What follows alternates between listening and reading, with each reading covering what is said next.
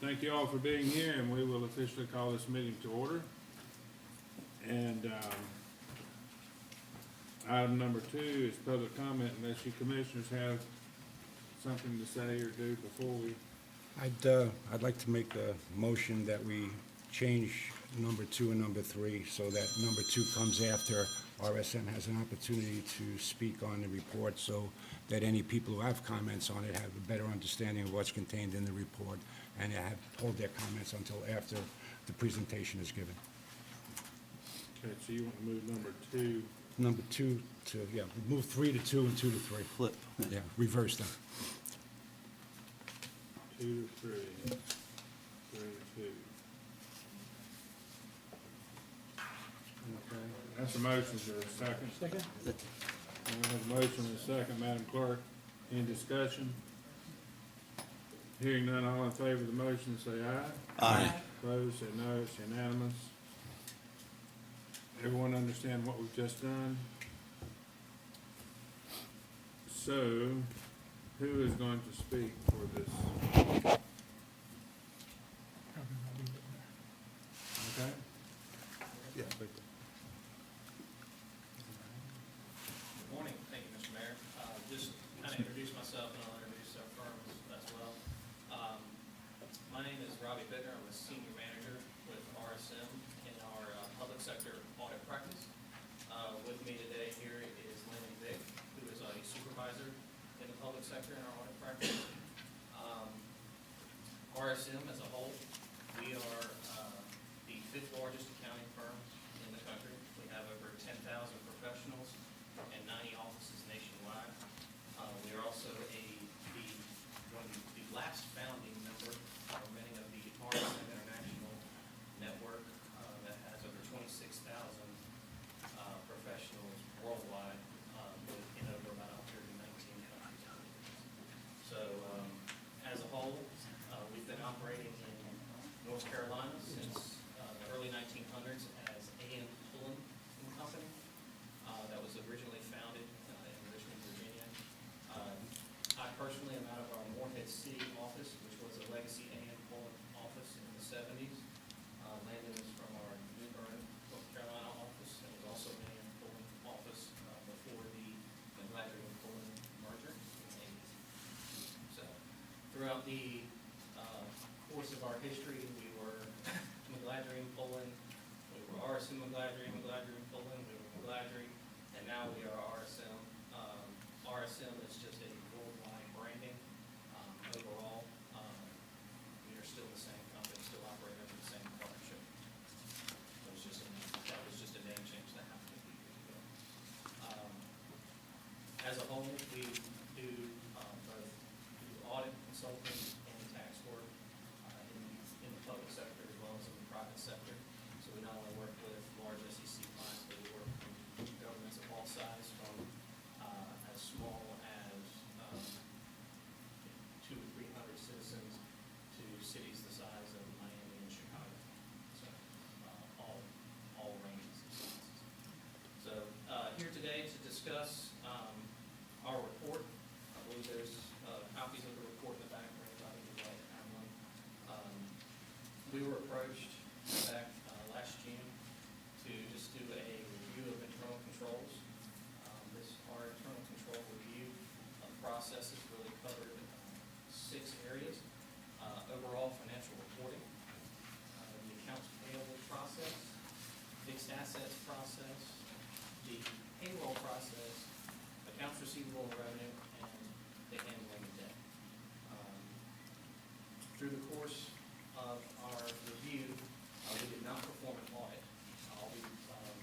We did not go into the procedures that would be considered an audit. This was more considered a consulting engagement based on our observations. But our procedures included observations of what town staff did on a regular basis. It included observations of individual processes as well as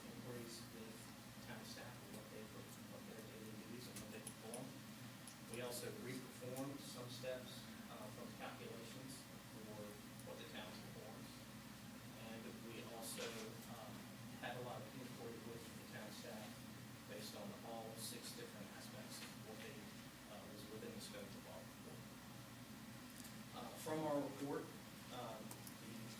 You have a copy of it. If you begin on page 6, has the matrix of the individual controls that we were looking for. That has over each section. Kind of give you a brief overview. Areas highlighted in green are controls that we believe are in place and operating effectively because of that particular area. Areas that are in controls specifically are in yellow. Yellow is more of there could be errors in that area or deficiencies in internal control. However, by being yellow, there are also compensating controls in that particular area that could come forth and prevent material mistakes or detect error.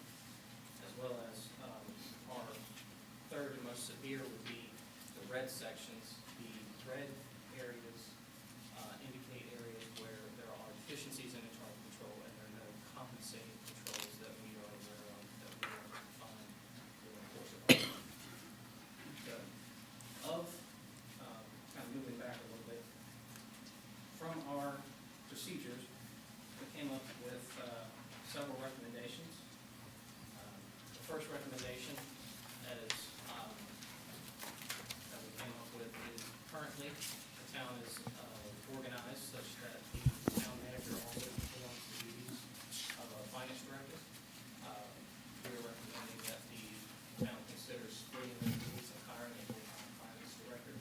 This would allow the town manager to focus his efforts on high-level town activities, as well as bring in a finance director. We have someone that came in that has the qualifications to be able to better move the town forward from a financial perspective and financial reporting. Additionally, with this report, I believe there's also a Q&A that the board and Ms. Kiyotowski and I had a conversation on, specifically outlining the deficiencies that we believe that having a separate finance officer would help alleviate by having that. The next recommendation related to segregation of duties. A separate finance officer would also help mitigate this issue. So segregation of duties is whereby you have multiple people over a specific area, over a specific transaction cycle. That way that no one person has control of initiation and authorization and disbursement, say, of checks. That way, no one person could, one, either have an error or two, be the only person in there and therefore have a high risk of fraud. The third recommendation that we had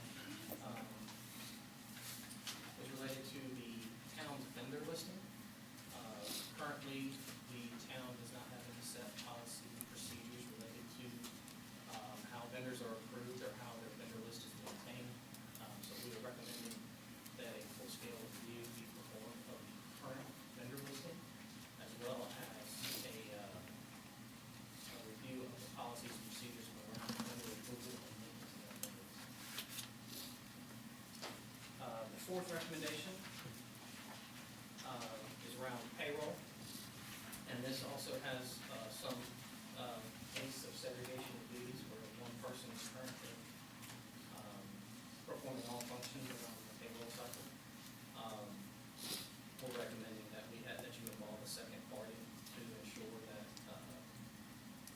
no one person really has control over all payroll until the change of pay rates in the system, processing payroll and then dispersing it as well. With that, on a separate note related to payroll, currently there's no set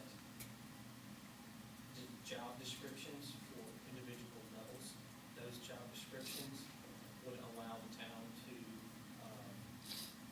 better know the qualifications that are needed for each level position.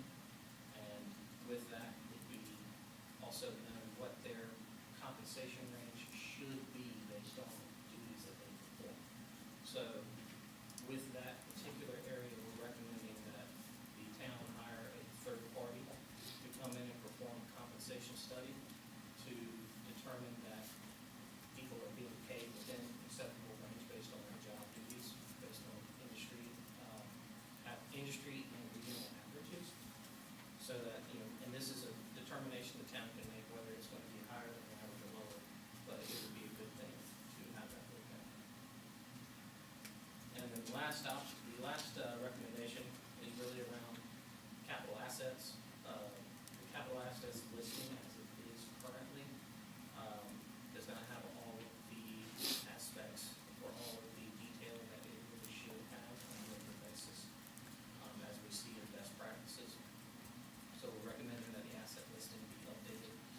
also recommending that a asset review policy procedure be put into place, whereby we take a physical inventory count of capital assets at least every 2 years. And the every 2 years comes from the uniform guidance requirements issued by the LD, or excuse me, the uniform guidance was actually a catalog of federal registered federal code these days, related to procurement standards that are required for the expenditure of federal grant dollars. So, that kind of outlines our overall recommendations. What we believe our recommendations come directly from our observations, inquiries, and performance steps that we perform here at the town, as well as our overall firm best practices that we use as a firm nationwide through governments of all ranges and sizes, particularly in the size of the community. Be glad to answer any questions at this time, or at any time during this process. Commissioners, any questions?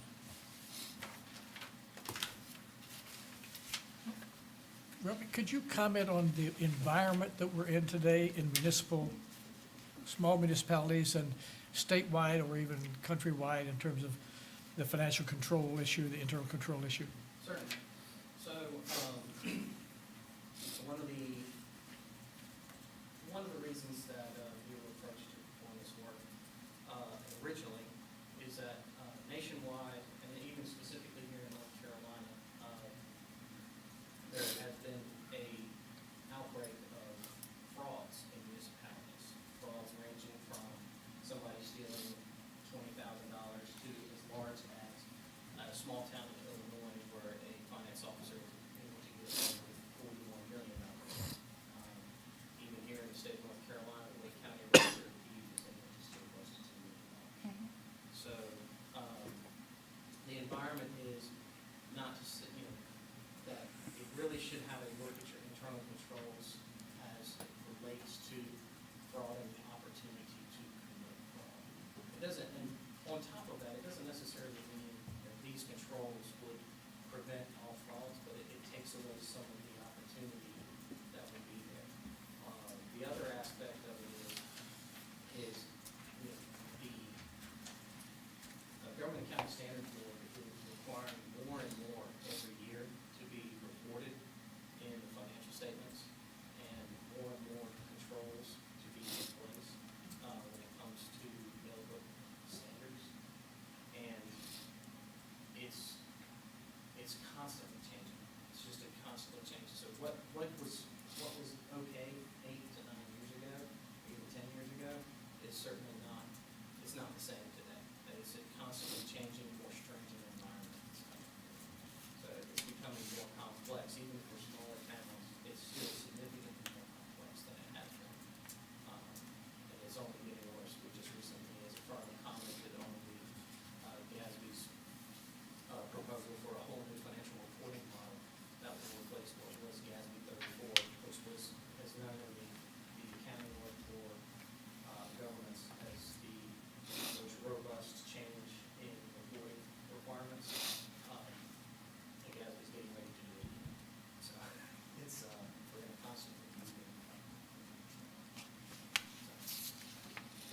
Any other questions? So in the cases where they've seen fraud in the state, say just in North Carolina, what element of, how much of that was regarding, say, executive override? Of somebody, we had a control in place, but it didn't get done the way it was supposed to get done? So, I can't speak exactly, I have not done a ton of research on each individual fraud case, so I can't speak exactly to that.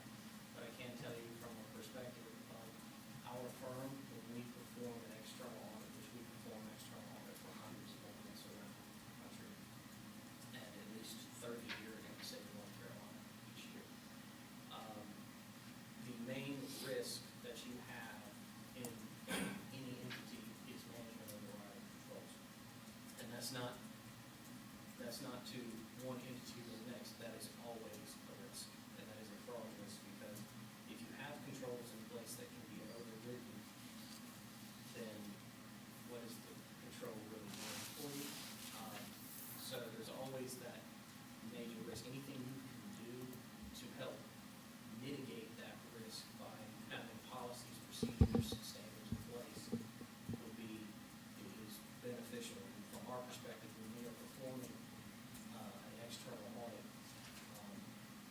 that is something we always consider as a risk of future statement. is maintaining the right information. I have a question for you. In regards to the possibility of hiring a finance officer specific to Holden Beach, what would an additional hired person as a financial officer be able to do and/or do better than what's being done now? What improvements, what would be the benefits from that additional person? So the additional person, I believe this goes back, this can kind of go back to our conversation with Skip Husky and I had. Am I pronouncing your name? Kwiatkowski. Kwiatkowski. I had a client, another client here, the exact same spelling. It's Kwiatkowski if you want to do Polish, but we just say Kwiatkowski. I just wanted, I don't want to say that incorrectly. So there is a listing, it's also provided back here, of all of the individual controls that we found that having a finance officer would, a separate finance officer would help mitigate. Really the biggest thing that it will help mitigate to start with is the initial problem of segregation of duties by adding a person to be able to split the line of duties amongst other people. The second thing we do with qualified finance officer would help alleviate some of your previously issued significant deficiencies in material misstatements and financial reporting. I just talked about, financial reporting is getting more and more complex, and by having somebody that is well versed in that, it would alleviate some of those issues which you've seen in the financial reports. The third thing that really having that finance officer do is, besides allowing your town manager to open up and have more availability to do town functions, that finance officer would be able to prepare financial statements. The Yellow Book standards, most recent release of the Yellow Book standards, which is the government auditing standards that we're required to follow as internal auditors and external auditors, currently allows for an external auditor to draft the financial statements of their client, which is very common practice. Even with a lot of our clients, even larger clients, we draft the financial statements for our external audit clients. However, there is a large push, and since the Yellow Book seems to be on the heels of the SEC, there's a large push that will believe that the next release that will only be out. In which case, the town will have to either draft their own financial statements or hire an outside third party to draft their financial statements versus the current external auditor. Whenever you refer to significant deficiencies, so that everybody in the room understands what is our town's significant deficiencies? What are they? In just layman's terms, so that we, Okay, I'll be glad, I'll just kind of go down the list. So, when we did not perform an audit here, but I'm just gonna speak in terms of when performing the audit, since the significant deficiencies and material weaknesses were issued by your external auditors, not by RSM. However, when you were performing an audit under government auditing standards, you're required to be cognizant of internal control and compliance with laws and regulations. So, internal control deficiencies have three categories. You have what's called a material weakness. A material weakness is a deficiency in control whereby a material misstatement could be allowed to pass through that control process or has passed through that control process to make it to the financial statements. A significant deficiency, while not as severe as a material weakness, is still severe enough that it warrants attention by those charged with governance. So it's required to be reported in that internal control and compliance report as a finding. A deficiency in internal control is either an error in the operation of control or a minor control issue whereby a control failed or a control is not in place, but there are other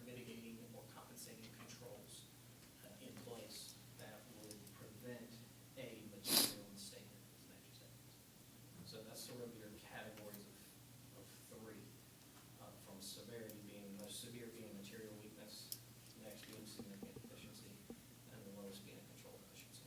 I understand the definitions, but I'm asking you, what are our what did we specifically not do properly? So, we took a look back to 2011's compliance, internal control and compliance reports and the financial reports as a whole. The town, from the years 2013 to 2016, was not required to issue a report under government auditing standards, so therefore there's no compliance section reporting any significant deficiencies in material weaknesses in internal control. However, based on our review, in 2011, two material weaknesses were issued. One was on insufficient technical expertise to prepare the financial statements, and the other was related to audit adjustments identified. In 2012, there were three material weaknesses: insufficient technical expertise, audit adjustments identified, and limited resources related to the year-end close process. In 2013 and 2016 did not have a compliance report, therefore auditor was not required to put this, the financial report's not required to have these findings in, so we do not have record of that. But in 2007, there was a gas report issued, and there were two significant deficiencies issued. First one related to insufficient technical expertise, and the second one to audit adjustments. You said 2007, 17. but you said 2000. Correct. Okay, I heard, okay, So it was 2017. okay. And the listing of that is also available back there. I have a follow-up to that. Are you, okay?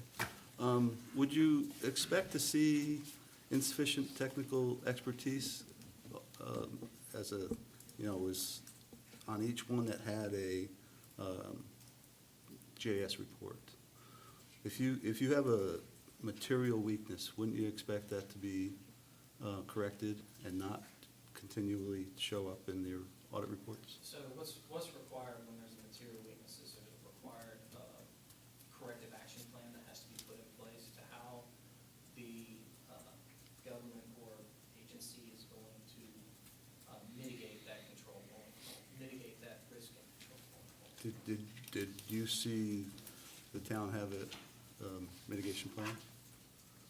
I did not obtain a capital or a corrective action plan as far as the internal control is concerned. Okay. You would expect that, though, right? Corrective action plan is a required part of the report under the yellow book. Do they get published? I believe they're only required to be published if it's performed, if the audit's performed under the single audit. I can't be entirely sure of that, but I believe the only time the corrective action plan has to be part of the compliance package is when it's being performed under now the uniform guidance, what used to be OMB Circular A-133. But to answer your question, typically, you see deficiencies in internal control. You can see them year after year, especially in smaller entities. Typically, we see them around segregation of duties that continue just because you have to weigh the cost benefit of hiring an additional person. However, related to insufficient technical expertise, this is just speaking from our experience. Typically what you would see is a material weakness, maybe a material weakness in the next year, maybe a significant deficiency or some sort of remediation. And that can be through more training, it can be through hiring somebody, it can be bringing in a third party to assist in the process. Are these mitigation plans, do they have to be presented when you reach the level of a material weakness? Does it have to be presented to any government body? The corrective action plan? Yeah. So the corrective action plan is actually required to be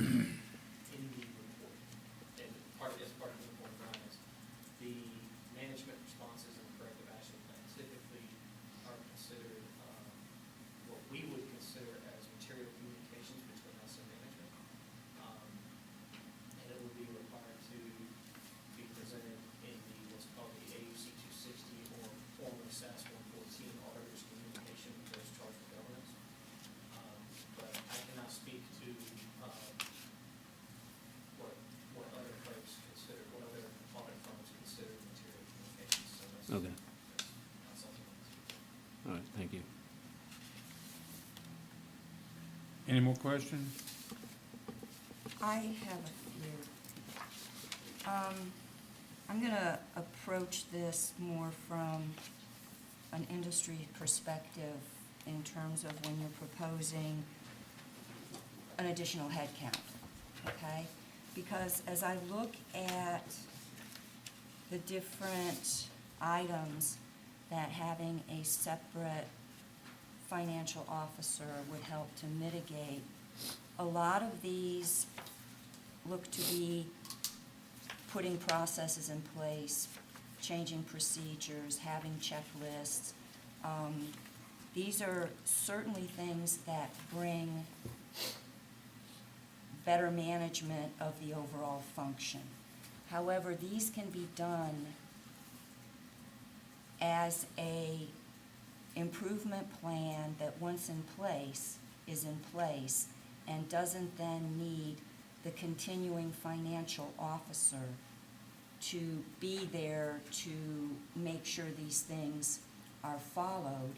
It can still be done by a combined person. So I look at hiring a financial officer as bringing expertise that is needed long-term, year after year, and that is a full-time function, not just an administrative checklist management function, okay? 'Cause I've been put in those before, and they get really boring really fast when you thought you were there to do something more.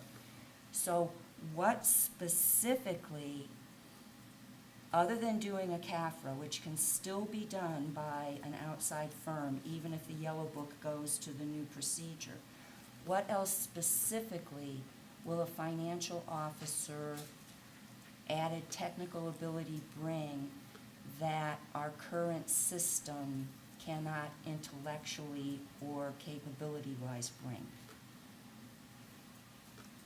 I think the best way to answer this question.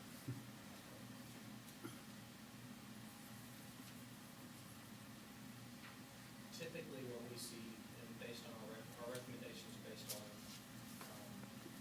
industry standards and best practices that we see, from a nationwide perspective, based on entity size that the town is.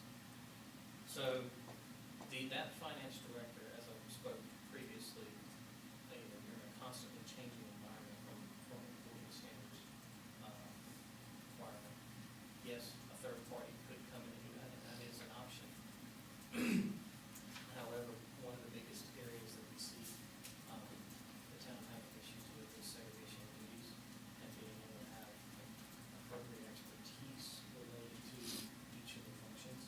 So therefore, that finance officer would bring the alleviation of the segregation of duties process. That's really the other side of it. So the rest of our recommendations are really built into our report. Where we kind of speak to exact specifics of what was noted in our one. I see that other towns at times have both a financial officer, financial director, and then an assistant financial director. What are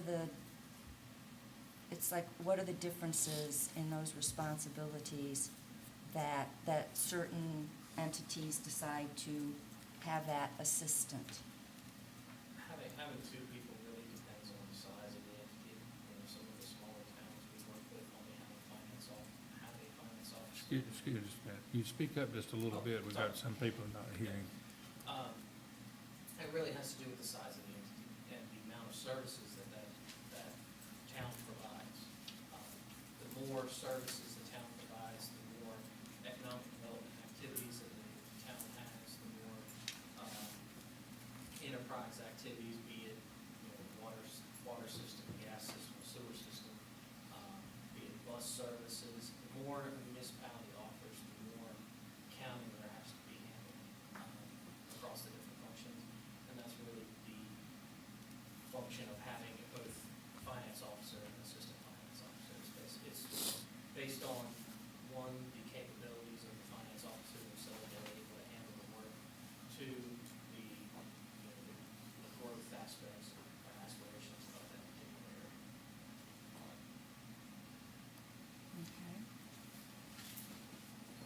I know that you described that there was, there were a series of observations, there was back and forth with the town, et cetera, et cetera. Do you have sort of like, how long and how many iterations you went through with observations, or the period of time that was spent in observation, the number of interactions you had, for example, with the town manager as finance officer or as town manager? It's like, I like the reproducibility of the number of iterations that were observed on any one thing before you make a conclusion. And again, I understand this is what I would call a study, it's not an audit, but it doesn't have very much detail to give confidence when you just read it that there was a significant amount of time covered, and again, the iteration. So, Landon, how long were you on site here? A week?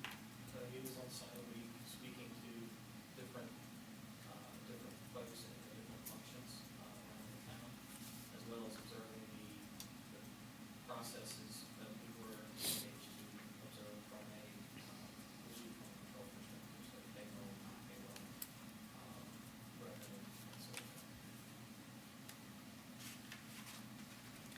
About how many meetings were actually held with the town manager to understand and request documents and any background information? I can't speak to an exact number of communications or anything. It was ongoing throughout the whole week. Kind of the way I would do it would be, I would take on a cycle per day, essentially, go through the process with the finance team, and then send it to the town manager to kind of read over and make sure I wasn't saying anything out of line as far as the process is concerned. And that's kind of how we move forward.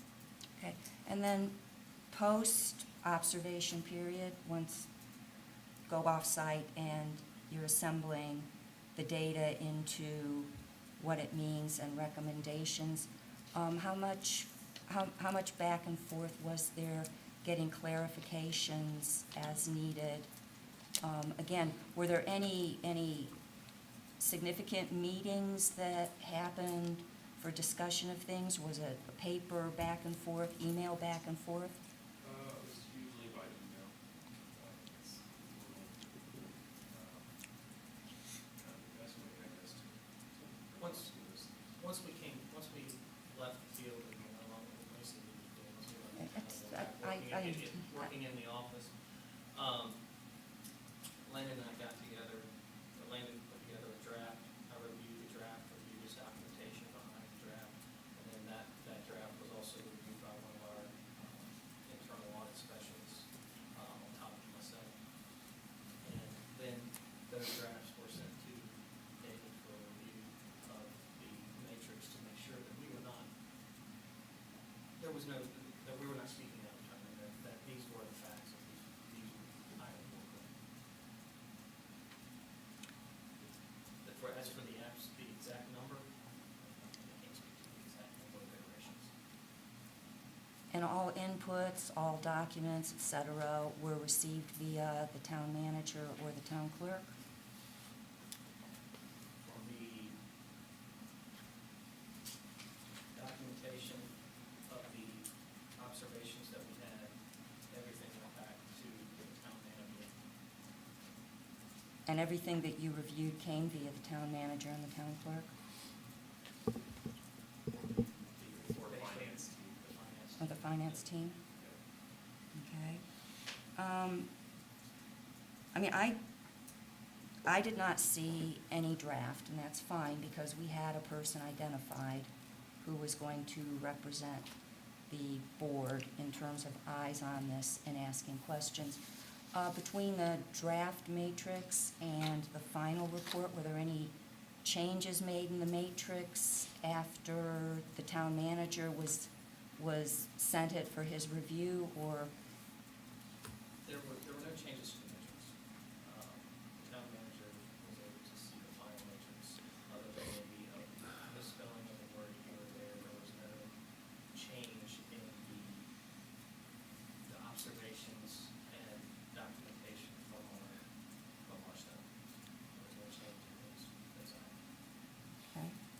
The only thing that I saw in the end, when I did get the report, that I hadn't considered would be part of the study when I originally, saw where you were gonna study, was the review of duties, the sort of, let me just quote it. Everything was in line with what I was expecting until I got to the overall job responsibilities and compensation rates. And while I can understand why it's here, was that didn't appear to me to be part of the original scope of work that I recalled. So one of the main, that's part of the payroll cycle. So one of the things we look at when we look at a payroll cycle is everything from hiring practices all the way to termination and the actual performance of the payroll function itself. So we look at we typically look at employee files, how those employee files are managed, where there personnel action forms to determine appropriateness of raises or that sort of thing. So that's sort of how that came up. During our process, we are looking for a policy related to how raises are initiated and approved. So it's typically what we would look at from a payroll perspective. Okay. So that's, while it may not specifically say related to a compensation of each individual employee, that's part of the overall control environment of the payroll cycle.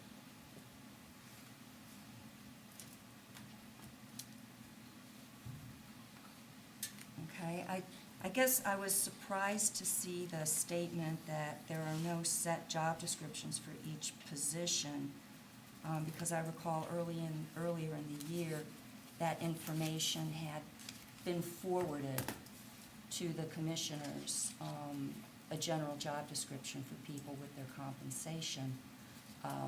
However adequate or inadequate it might be considered, but, I mean, I had in my files that information that had been provided to the commissioners, so I was surprised to see that there was nothing.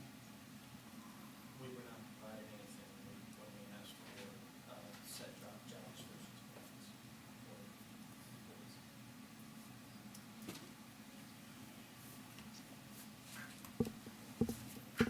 Okay. We weren't providing anything.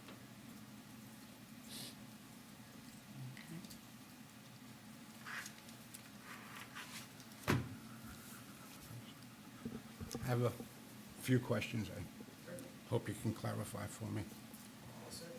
I mean, when you were just speaking about what the financial officer could bring that we don't currently have or could improve on, it seemed to me, and correct me if I'm wrong, that a large portion of the duties would be oversight, to help in the separation of oversight of payroll or auditing or whatever. Is that correct? Correct. And then the other component would be the financial reports. The financial reports and the oversight, what you should have when you are having oversight of high-level functions, be it approval of invoices, approval of payroll, that is, you should have somebody as defined by government knowledge, and somebody with the skills, knowledge, and experience to understand what it is that they're looking at, what it is they're approving, so that, and how it affects the. But that wouldn't require a CPA or somebody with an accounting degree to overlook somebody else's work. It would just, you could train somebody to do that, as long as they recognized what they were being asked to review. I would say that you could potentially train somebody to do that.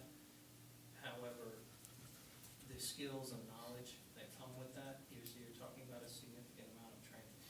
Okay. I'm not saying it's impossible, it's certainly possible. We have, we currently have people on staff without an accounting degree that are some of the best auditors that we have.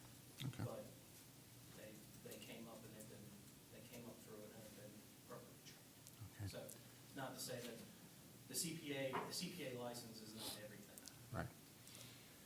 And as far as the financial oversight, we're kind of forecasting that the current policies of having external auditors do the reports is somehow going to be changed, and it's going to be required to be in-house at some point.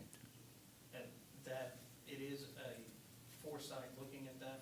However, every indication, we have members of our firm that are on the Government Audit Quality Center and are heavily involved in these processes, and everything they're telling us is that in the next iteration, this is changing. Okay. So But when, we're involved in the standard setting, not just following the standard. okay, if and when that determination is made, I'm assuming there'll be some sort of time frame where they'll make that a requirement, but they'll give us some time to implement that requirement, to hire someone if we don't do it. It's the, Well, has it the been your Yellow- experience the that they, Yellow that they Yellow Book implement? standards will release a proposed draft, and then it'll be available for comment, and then it will go through. Their proposal process is not as robust from a requirement perspective as the Government Accounting Standard Board for actual accounting standards themselves. But there will be a timeframe, but to speak on exactly how long that timeframe will be would be completely pulling something out of the air. Sure, but help me a little further. So in addition to the comment period, if in fact they implement it and say, okay, you can't do it this way any longer, you need to do it internally, they won't allow for a time to adapt to that? The Yellow Book doesn't have a future implementation. As soon as it's released, that's the standard that has to be followed. Okay, Unlike the Government Accounting Standards Board, they usually release a statement before what you have to do, and then they give you an implementation date after that. Once the Yellow Book standards are issued, they're effective for the next audit period. okay, thank you. You mentioned that your firm does this type of internal auditing and risk analysis on large cities, small municipalities, et cetera. The deficiencies that were noted in your report for Holden Beach, are they common to other similar-sized municipalities? Segregation of duties is common. There are ways to help that segregation of duties issues. Typically, not always, but typically we'll recommend either splitting duties out or having another person come in to help alleviate some of those problems. Because most of the time, when clients are coming to us, they already know they have some semblance of an issue, and they just want us to clarify what that issue may be or bring it to light. However, to speak to individual deficiencies, I mean, I'd have to go back and research our individual reports for that. So, Okay. And I saw a good number of the deficiencies that were noted has to do with the absence of a checklist. Is that common or uncommon when you look at a if you're municipality? looking at a GFO, I believe you're speaking to a GFOA checklist. No, I think just like Well, a checklist as far as this is. There's any number? For completion, so, having a checklist or the checklist really is indicative that there's a policy or procedure to follow. Those items there's the documentation of the fact that a control is operating. We have to take it from a business perspective. If something is not documented, it wasn't performed. So. Okay, I mean, I'll just give you an example of one. The current practice here is that the monthly, quarterly, year-end close is performed based on team knowledge of what is required for completion. And the desired control is the close process is performed by the finance department per the month, quarter, and closing checklist, which outlines. So if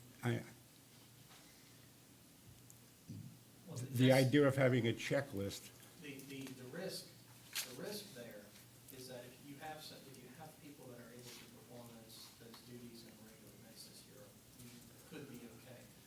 risk there I like to put into perspective is the proverbial bus.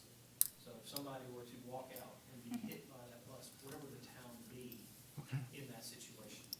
So if you do not have these processes and procedures documented on what should be done, you know, if someone, say, or the other example I like to use is somebody wins the lottery, they probably won't come to work the next day. So if that's the case, then all of your institutional knowledge walks out at one time. So it's really having these policies and procedures in place for town continuity, you know, for perpetuity going forward. Okay. What you're calling a checklist then is just having a document that tells the person what the particular requirements are for those tasks. Rather than somebody saying, okay, I did this particular task, and then you have a list, you check it off. What you're more concerned with from what you just said is that the person who knows what they're doing wins the lottery, doesn't come into work, and now the person who gets to do that doesn't have any basis of knowledge on what they should do. Rather than the mere fact of keeping a list. That's part of the equation. The other part of the equation is that people are people, and people forget things. So having a list of items to do there, I mean, I have checklists myself because I forget. So having something there by a list that you're supposed to do or a procedure that you're supposed to follow, just makes it easier for people to remember us, you know, month to month, quarter to quarter, especially when it comes to year-end journal entries, because it's something that happens only once a year.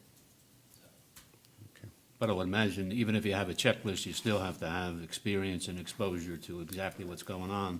If you were to get hit with that, God forbid you got hit with the bus or something like that, and, because I ran into this in my previous life, where, no, not getting hit by a bus, but, you know, that, my boss said to me one time, he said, Joe, he says, who would we put in your position in the event something happened, that you hit the lottery? And you gave me notice and that. And so the corporation made great efforts over the years to make sure that we had a progressive program in place, that if something was to happen to me, somebody else would automatically be put into the individual position. And I had to one time leave my position and go out into another division, you know, as a result of that, because when it was in the computer, my name popped up, and off to Elkhorn, Nebraska I went. And that, but, so that's critical. That's a real critical part. If you can, take me back a little bit more to, because I, you know, dealt with regulatory agencies, and normally when I had to submit a plan as to a deficiency, whether it was, and we didn't call them material, we didn't call them significant, they were called other things. But I put the plan together, and then it could be unbeknownst that 3 months later, right, I got a knock at the door, and that the regulatory agency was back to take a look at the plan and see what progress I was making against that plan. And if there was no progress, I can guarantee you there were penalties associated with that and that. But, so, help me understand a little bit more about, you know, because over the years I see insufficient technical expertise, technical expertise. So what's in place in municipalities in the government? And maybe I didn't hear your comment previously when I asked a question about, you know, is the individual town responsible for making sure this happens? Is there any follow-up by any regulatory group that comes in to see that this did happen? there's no specific follow-up. Okay. By any specific regulatory group. Now, your external auditor is required to follow up on an annual basis, per accounting standards, or per our auditing standards, and that's just generally accepted auditing standards, not just, the yellow book auditing standards. However, reports in the state of North Carolina are submitted to the local government commission, and the local government commission reviews and approves every financial report, and compliance report. So if they see consistent issues when it goes to, say, issuances of debt or anything of that nature, they will pull and look at those items. I cannot say or what kind of weight they put on those items, but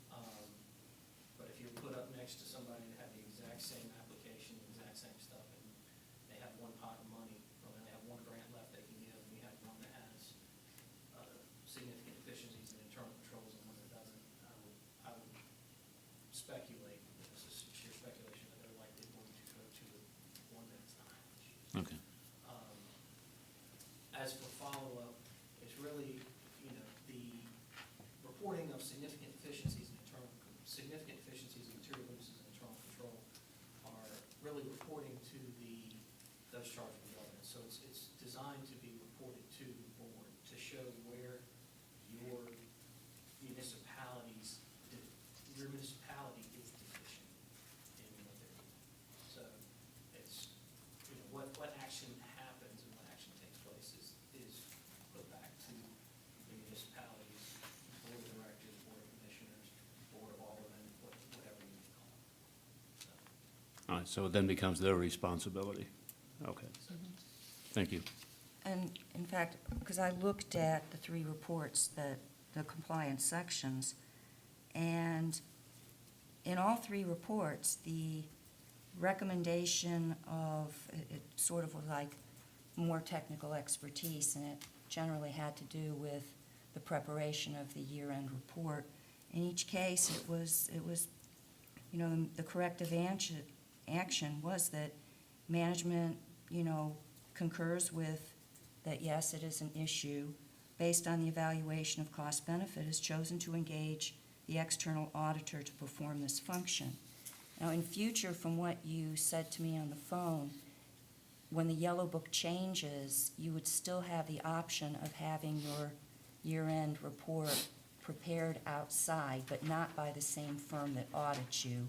So the important point is to have the internal expertise to look at what is provided, what is done for you by a third party, by an outside consultant, and say, go through it and say, yes, I believe that this is correct, it's a fair representation to pass to the auditor, right?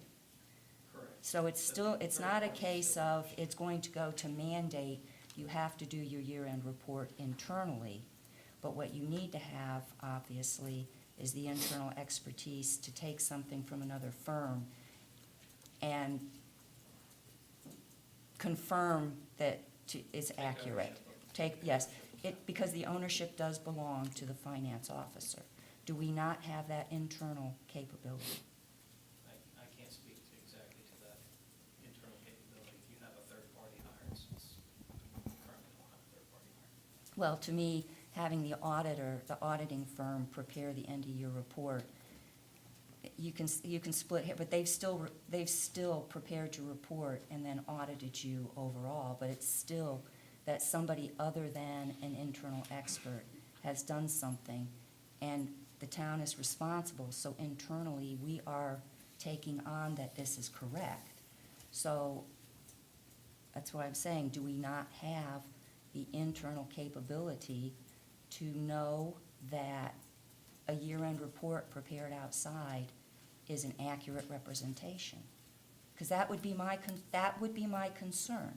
Based on the reading of the findings in the audit reports, you have to have someone with the skills, knowledge, and experience to take ownership. Now, the representation letter that would have been required to be signed should have that representation that you have someone there with those skills, knowledge, and experience to do that. If it didn't, I would be very surprised, but I cannot speak to that. I've not looked at any representation letters.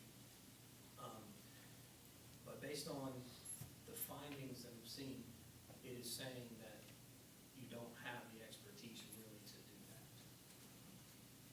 Because they're relying on the auditors to do it from a third party. Now, if you were to hire, the thing is, the auditor has to stay independent. I cannot speak to what would happen if you were to hire a third party, other than the third party can be considered a wing of management, because they can be considered, just an outsourced party. And we do this, we've actually performed this function for multiple clients to help close their books out, have their trial balances and their financial statements in accordance with GAAP before their external auditors come. So it is a possibility to have it hired from a third party. I'm not saying that isn't, because the third party can be considered a wing of management. But from the aspect of what you have already done, it all depends on the third party you hire. It is a possibility to do that. But I cannot speak to it since you guys have not, the town has not actually performed that function in the past. Well, no, many municipalities haven't, because it's been allowed to do as we're doing.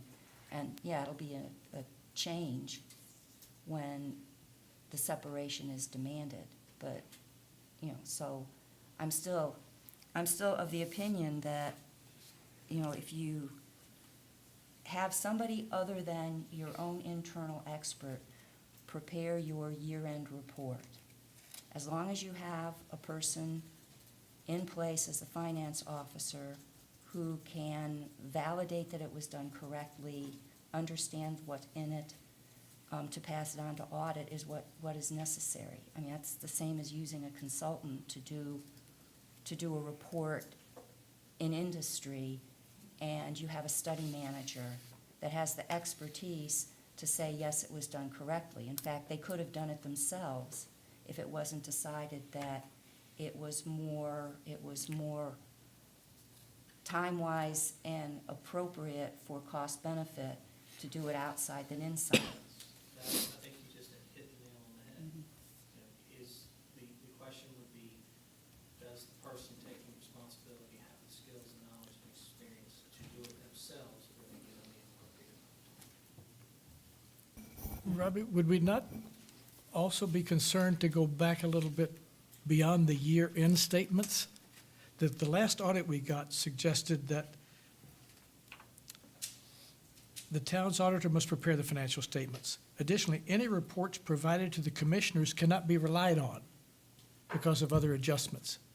And I went back to the only year since 2007 that the auditor actually listed the adjustments that he had to make at the end of the year, and they were based on known and likely misstatements during the year. They totaled $4.8 million. So if we don't have the skill set, then during the year, I can't rely on those statements. I have to wait till the end of the year for the auditor to tell me, were those statements that they finally cleaned up all the mistakes in the books? That's what their final answer is.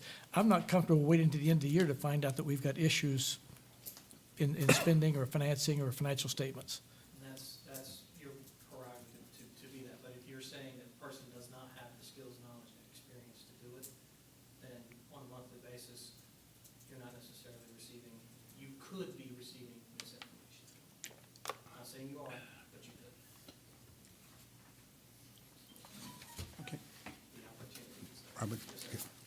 just to follow up on the discussion about the outside and then the insufficient technical expertise. So your statement is we need somebody internally who has the knowledge and the expertise. If you were doing an audit, what would be the criteria? I mean, what would this type of finding be based upon? So that finding would be based upon if we were performing this and we were doing this, it would be, it can have multiple aspects, but I'm gonna go through the, sort of the 6 areas. If I'll do it through the 6 areas that we reviewed. How about that? So from a financial reporting perspective, this would be, the person is not able to prepare the financial statements with the appropriate disclosures in accordance with GAAP on their own. So, the second item, accounts payable, would be the accounts payable, potentially the accounts payable subledger was materially different than the, what the actual trial balance or internal software says that should be, and that is standard operation and practice, that's how it's going to be recorded, because it's not being recorded in accordance with GAAP or if it's or some other basis of accounting that can be easily converted. So there's no continuity on that. Say, for example, in fixed assets, that would be if assets are not being depreciated appropriately because the person that is responsible for that didn't understand how they were supposed to be depreciating those assets, how they should have capitalized those assets, should those assets come out of construction and process and gone into service. It's based on not necessarily that there was an error, because there errors happen, but it's based on why did the error occur? What is the control there? What control failed?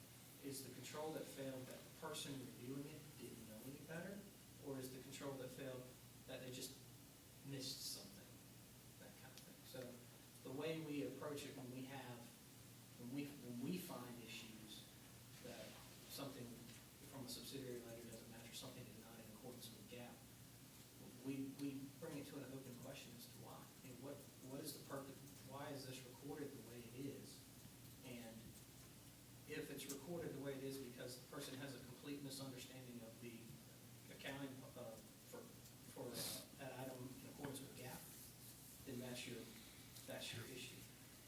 because, oh my God, I had a couple of rows hidden on the Excel when I was doing this, and I just totally missed that. And they understand how it's supposed to be done, then that's a little bit different. So a clerical error rather than understanding of the, Clerical, an error in, I just missed this versus, well, when you get explained to you on how they recorded it, and you're like, okay, well, that's not appropriate, then that's where that delineation comes into place. And that can go into any aspect around Okay. financials will be. and of course, you don't know what the prior people did Sir. to do that. We did not go to any prior auditors' work papers, and really, that's Yeah. not, definitely would not have been in the scope of this engagement, and not, really not appropriate for us to do Okay. without the previous auditor initiating some sort of peer review, Okay. or had some sort of regulatory body come in. And then to follow up on one other answer that you gave, I think Commissioner Butler had asked about if there's some kind of governmental review and they come back. You said that the reports do get sent to North Carolina, and at some point, they may come back if they think it's very, Correct. Yeah. They have, the local government commission has the authority to come back and look at anything happening in any government in the state. It's actually quite wide-ranging what they're capable of doing under general statutes. but to your knowledge, they never came back. They did not judge these deficiencies to rise to that level. But we did not go into asking what kind of follow-up the LGC did on the particular findings that were reported. Unless, did they ever come back after these reports? The town has never been issued the so-called white letter. But they have sent one of their teams down, right, to look at, just follow up with you on some controls? A couple years back, as an outreach service that they provided to local governments in general, their coach team came by for a visit, not in specific to any issue that was identified as made known to us. And just for both, there are only 3 people in the LGC that cover the state of North Carolina for this follow-up. Just, Yeah, but they're not heavily staffed for that, so I think they probably rely on the auditor and the audit report and. Yeah. I think the whole idea is you don't want those people here. no, I agree. We don't want them here, and they didn't come here. And I was just asking if it rose to the level that would bring them here to do that, and the answer is no. Yeah. To my knowledge, the local government commission has only taken over one government in the state of North Carolina, and that particular government 3 times. And that's because they could not meet their debt. They could not meet their debt requirements. So that's why the LGC approves all North Carolina municipality debt. If you're unable to meet your debt obligations, the local government commission has the authority to come and take your bill. But again, I appreciate that, but But that's that- different from Yes. the question I asked. Yes, it is. I'm just saying that the only time I've ever seen them come in and take full control is with one particular town. Okay, thank you. Could I ask some questions related to the vendor listing? Because we're talking about procedures, lists of, things to follow. And I highlighted informal and can be verbal for the approval of a vendor. To me, that would be very much out of the norm. Is that correct? That's the reason that it's in the finding. Typically, the best practice for a vendor listing is you have a set policy procedure for approving vendors and what the steps you're going to take to verify that there are no conflicts of interest, or whether or not federally or state approval are for any particular reason. And then that you have a set listing of those approved, formalized approved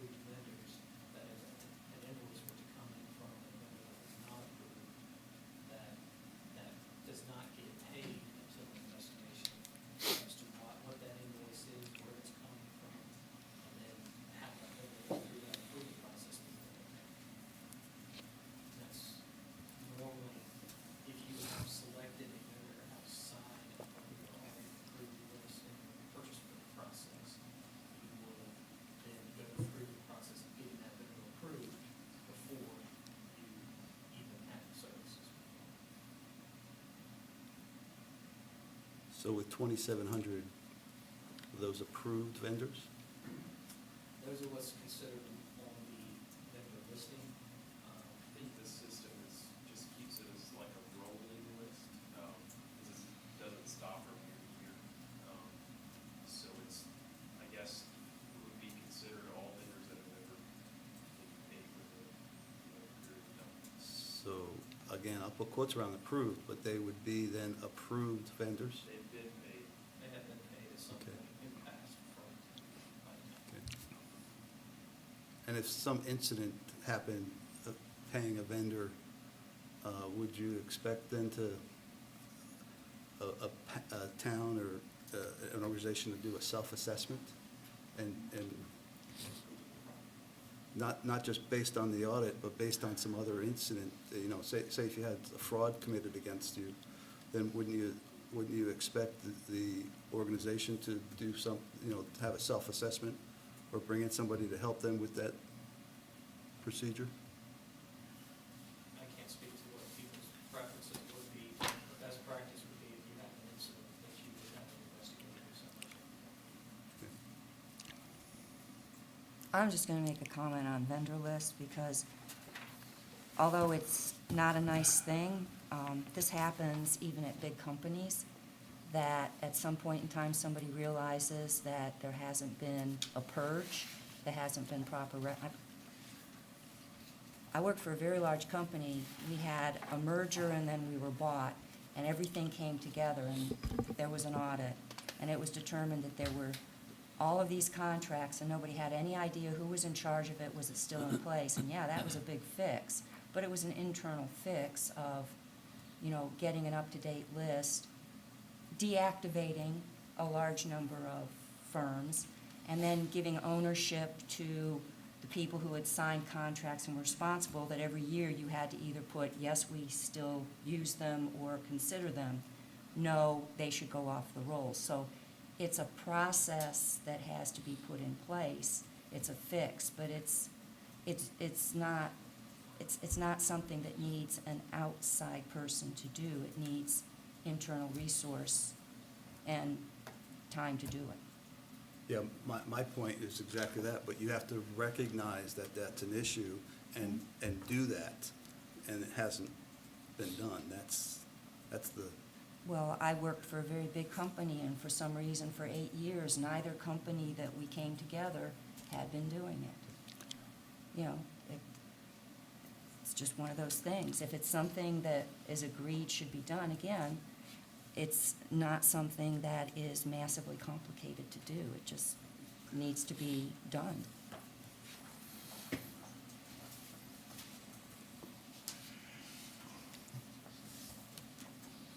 Anything else? Mr. Hewitt? Yeah, I know that our contract stipulates that, I think that after the final is submitted, that if there aren't any substantive changes after 30 days, it's considered in stone. I believe that's my interpretation of the reading. And I just wanted to bring up a couple of points here, just so that we can, if that is the case, and I may be reading it wrong, but just wanted to register it for the public psyche, if no other reason, that I find that the study offers some very salient perspectives on our processes and has some really good value in terms of the things that need to be worked on. There are rational process improvements there, and I hope that the staff's participation with RSM, Landon, facilitated identifying those, in a substantive way. I'd hate to think that we just went through something and it was eyewash. So I think there's some very good takeaways and lessons to come out of it. However, I was under the impression, and I know that we had 3 hurricanes right in the middle of it, and there was some going back and forth there, and it's probably not as timely bringing the report to bear as we had hoped for, but, that's neither here nor there. I was under the impression that we would have had, say, a final draft that was to be reviewed by the audit chair and myself before we went to a published document, and that didn't occur, and for one reason or the other. I do want to specifically point out that, we provided comments to Landon on, there were developmental interactions on a daily, weekly basis, and drafts were prepared by Landon, and we had participation in that. And then I guess the draft for review was provided to us and the town staff, and I actually fed comments back to Landon, but there were some specifics in there that were conspicuously absent to that. One in particular was the piece about debt, where we discussed, there was a recommendation that debt loads were really a function of the town manager's recommendation. That was a specific comment that I had made, that I thought that was beyond RSM's sphere of influence, and certainly was an overstepping of management's authority in how much debt load that the Board of Commissioners and the town of Holden Beach should assume within the realm of authorized debt limits. That was somewhat disappointing to me that feedback wasn't included. But more specifically, one of the things that came back that was not in the draft that I was provided with, and was in the actual final proposal, was the piece on staff pay increases and the inference that there is no classification pay plan, and that pay raises are basically, the inference was that they're handed out willy-nilly. That was an addition that was not in the draft that came from my review, and it certainly would have been provided to the program officer should that have come up, because there is a classification and pay chart. There are position descriptions. Now, albeit that they may be quite out of date, but there is a structure and a review process that is religiously adhered to as part of the annual evaluation cycle. So that's an omission there. I do have some questions that are really fiduciary in nature regarding the recommendation of the split on the town manager finance officer, because I'm going to ask this question from a resource standpoint, because this was couched in context of an unlimited resource perspective. I'm assuming that is because it infers that it's an additional person. That's what we're talking about there, right? So that implies that there are additional resources that would be required over and above what's currently in place. Is that correct? Our recommendation for the split of the job is that you have somebody in the finance officer's position that is separately stated, that has those skills and expertise, separate from the position that you're in. Whether or not the town decides that you are able to do that via a study of other folks to see where they are, or can you pull resources from one place and create a new director's position, or if you're just going to create a new Okay. not in the realm of what we. Okay, fair enough. Was there any considerations about the types of facility accommodations that would be necessitated by the addition of a staff member? Nothing related. Okay. And then, we talked about timeline, and that's, that's gonna be what it's gonna be. But, specific to, the alignment within the organization, with the council manager form of government, that's the chief executive officer.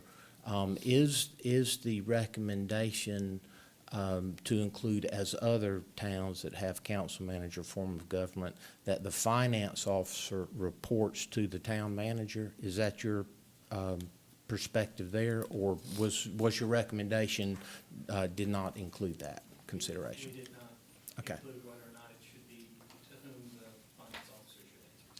Okay. Just that.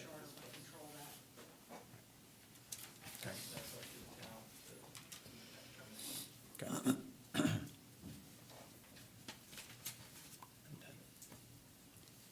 Anything else? Yeah, I have a follow-up question now.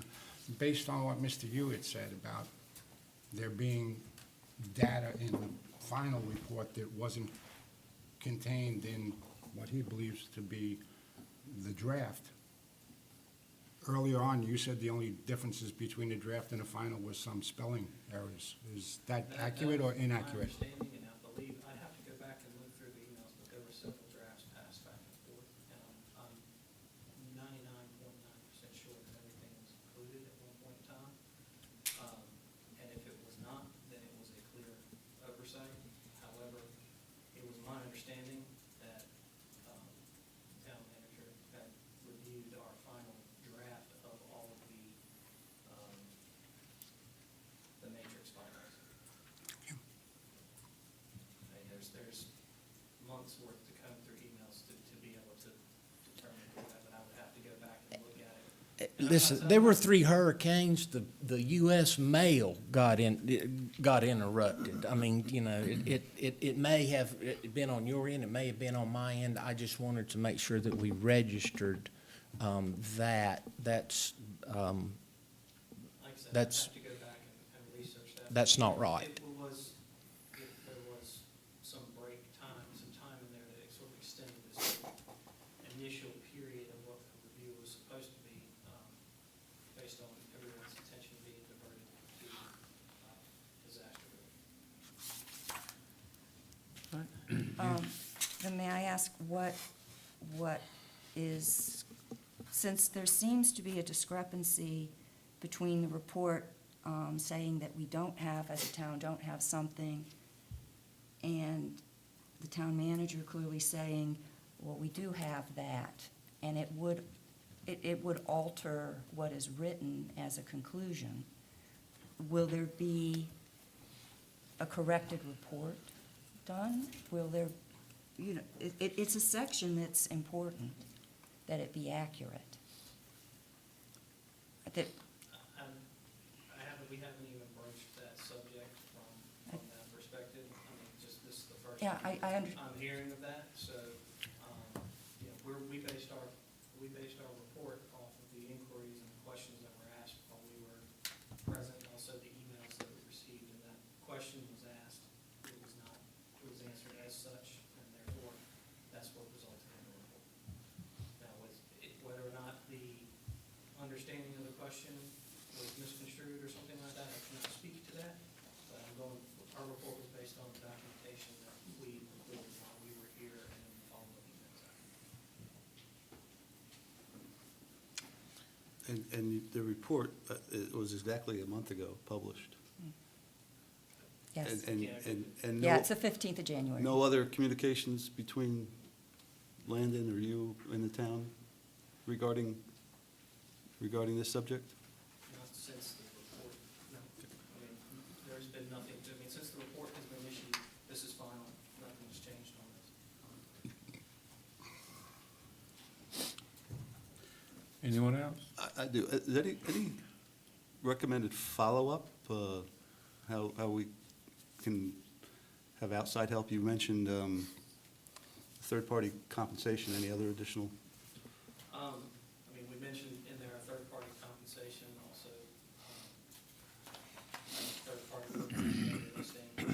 Other than that, I mean, we're sticking to the recommendations that we made based on our observations and that we made in this report. We're not really to speak on, we're not prepared to speak on any other recommendations. Okay. That we'd have to do more research in that situation. Okay. Is there anything else? I guess I'm a little stuck on the fact of, and David used the term willy-nilly, and when it comes to payroll, there seems to be a missing link here someplace. Yet we have a final report, and the situation is that we have something current and it's in place. It may have been misunderstood, it may not have been presented, but I think we should resolve that issue.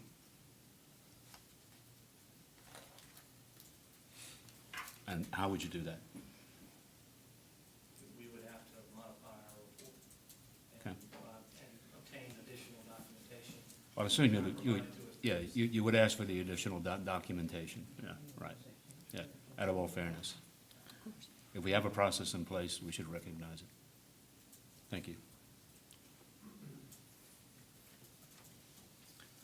Is there anything else? Hearing none, thank you very much for your time, the two of you, and your hard work. I'm sure we'll be in further. Thank you for allowing us to serve the town. If there's anything we can do for you, or any clarifications, we're always available. So thank you very much. Appreciate it. Thank you. Public comment. If you will, give your name at the podium and, yes, sir. We've got a lot of talent and knowledge in the room today. Mark Fleschauer, 125 Lions Paw. I'm here really from two perspectives. One, I believe I'm the only remaining member of the audit committee that goes back to the prior audit committee and recalls some of those audits, the 2011, 2012 audit, sitting on the committee. My other perspective is I've been fortunate to sit in these gentlemen's shoes and in Mr. Hewlett's shoes. I've been an auditor, internal and public auditor, and a manager, recipient of auditors. And I've always loved when the internal audits showed up at your location. And it's occasionally when these are recognized that tends to become somewhat adversarial in a relationship, but I presume none of that really occurred in this case. But you got a sense of a little bit of it going on today. I think as part of that process, my experience was that it's not really a conclusive thing. This report isn't meant to be final. It's meant to be the basis for moving forward. And one of the critical missing pieces that used to be always part of our involvement was the corresponding next steps. What are we going to do to remediate? And as part of that process,